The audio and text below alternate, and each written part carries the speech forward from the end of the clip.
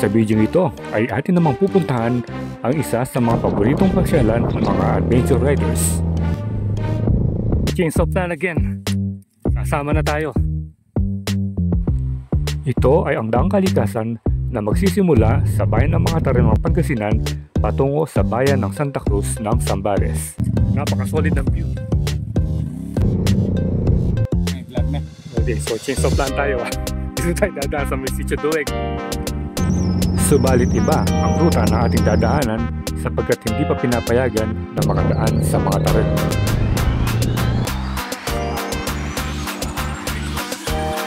Matinding adventure ang ating mararanasan dito dahil halos mabato ang ating madadaanan.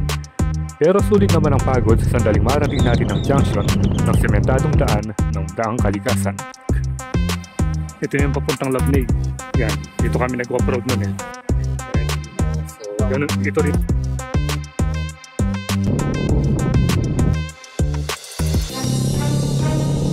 So tara at ating suyurin ang alternatibong daan mula dito sa daang Katutubo patungo sa daang kalikasan. So what are you waiting for? Let's get it on! Pepsi gas. Pepsi. Pepsi gas yung sa akin. Ito. MP. Ako naman MP.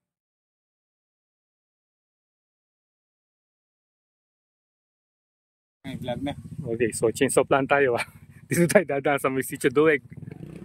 May daan daw dito papuntang daang kalikasan, sabi ni Sir. Ayan, mga nakasabay natin na dalawang naka-MT tsaka isang ano ba yun? 900 ba yun?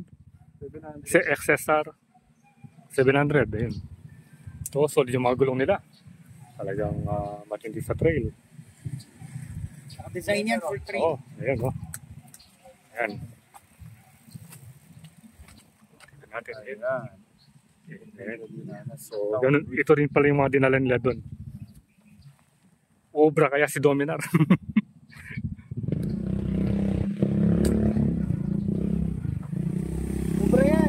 Ubra kaya si Dominar. Nakadual sport tayo na.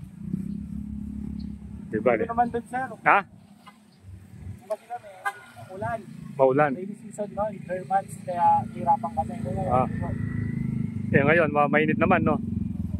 Ayan. Pero mahaba yun? Siguro approach ko, siguro mga ano lang, 10 kilometers. 10 kilometers. Yakang-yaka.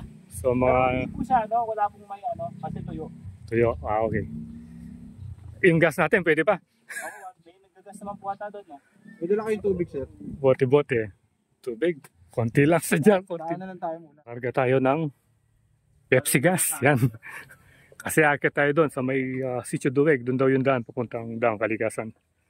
So may shortcut daw doon at dumaan na sila. Yan. Aling gas mo? Sila, galing na. Pepsi gas. Pepsi. No, Pepsi gas yung sa akin. Ito. MP. Ako naman MP. MP gas. Sige, MP gas. Mas matapang yan. Ito. Huwag na tayong maselan dahil wala ng gasolinahan doon. Gan lang, wala namang ano. Sila, sila yung mga pro talaga. Yan, ganun ba. Ano pangalan, sir? Jerome. Jerome, Sir Jerome. Ganda ng camera niya, talagang pang-pro. Ayo, tingnan niyo. Yung mga drone nila, tingnan mo. Yung RC1, Ayan na. Maita na. A few moments later. Okay, so ito na nga. Nakarating na tayo dito sa may Sitio Dueg. Ito yung papuntang Labney. Yan, dito kami nag-off-road nun eh. Bali, hinahanap natin yung daan, papuntang daang kalikasan, yung shortcut daw dito. Hindi pa natin nadaanan yun. Baka sakali ngayon, pero kung dito tayo dadaan, matindi yung rough road dito. Kasi ito yung tinagos namin noon, tapos sinakay namin sa bangka yung mga motor. Oo. 4,000, nagpalit na siya ng clutch. Ito, ano ba nangyari dito? Nakapit. Tigas. Yun, tumigas yung clutch ni The Trinity. Ano nangyari dyan? Tapos dumudulas ito. Clutch lang naman sa sliding clutch. Oo. Kapapalit lang daw eh. Kasi ito yan, ito boss yung haba masyado ng ano. O babaw ang dulok. Parang nangangamoy ano. Tandinalan. Itandinalan o bagay ko, tandinalan. Pag masyadong sakmalin yung clutch. So hindi ito yung daan. Kasi ito papuntang Labney ito eh. Yung hinahanap natin, yung shortcut papuntang Daang Kalikasan, baka doon pa sa baba. Kasi nakarating na tayo dun sa dulo. Dun sa may covered court doon, wala pa rin. Ayun yung welcome and mabuhay Duweg Settlement Center. One eternity later. Okay, so change of plan again. Sasama na tayo. Ayan, bahala na. Magbabawas lang tayo ng hangin dito. Ayun, si The Trinity, nasobra yung pagkano ng hangin dun sa harapan niya. Oh. Na-flat na. Tayo, tatansyahin na lang natin.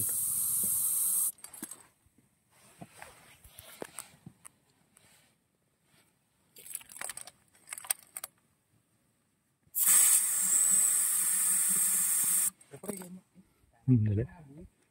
Pwede na siguro to.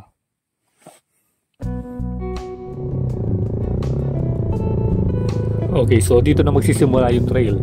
Bali, dumaan tayo dun sa Sitio Mapita. At hindi na natin na-videoan dahil nga naubos na yung memory ng ating camera dito sa helmet. So, sa 360 na tayo magsisimulang mag-shoot ngayon. At dito na rin magsisimula yung rough road. So, enjoy lang natin yung ride.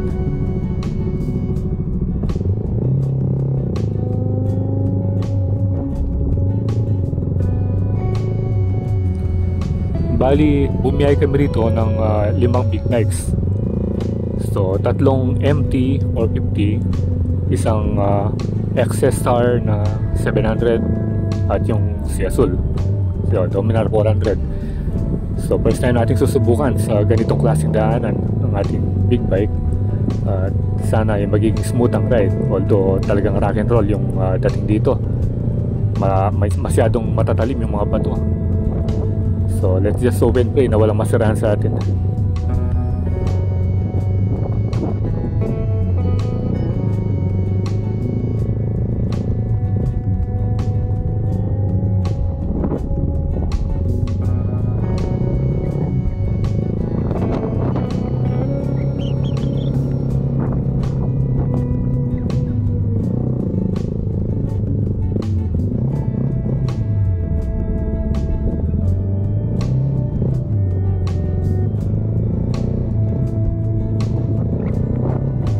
So ito na si The Trinity.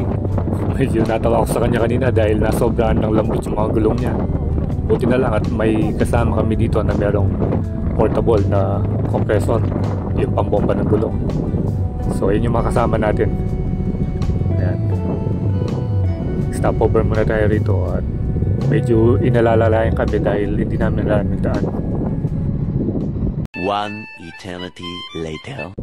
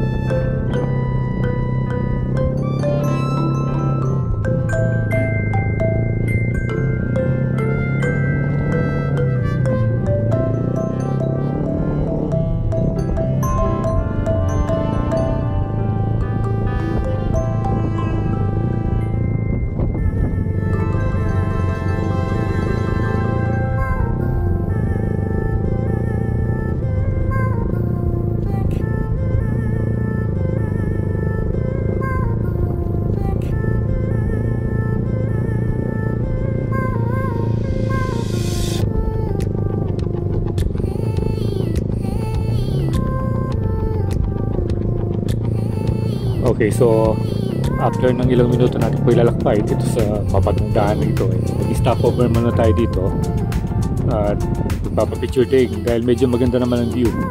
At buti na lang yung kasama natin isa, meron isang DSLR na dala. Yung isa natin kasama rito si Sir John Paul, yung naka-empty na yan, nakikita niyo yan, siya yung may alam sa daanan ito dahil galing na sila dito.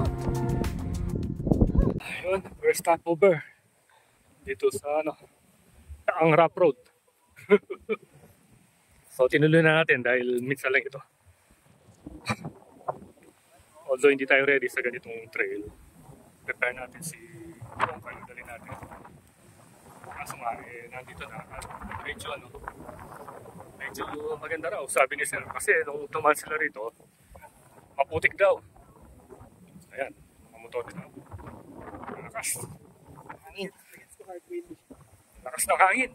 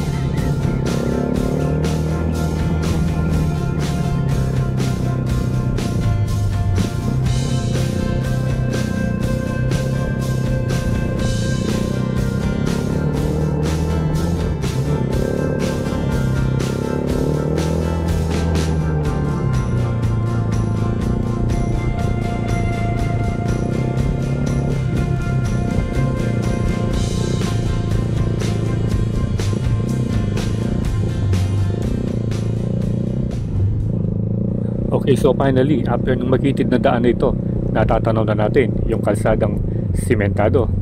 At ito na yung junction ng Daang Kalikasan. Bali ito, shortcut lang ito. Meron pang ibang junction dun sa may mga Tarim side. Papunta dun sa Daang Katutubo, yung sa may tulay. Medyo hanap tayo ng spot dito kung saan pwedeng makapag-drone. Kasi medyo malakas yung hangin. At saka maraming mga agila na nagliliparan dito.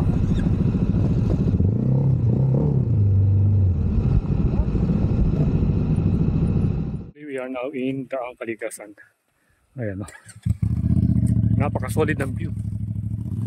So after ng matinding rock and roll dun sa may rough road na mabato. Ayan. Dito na tayo.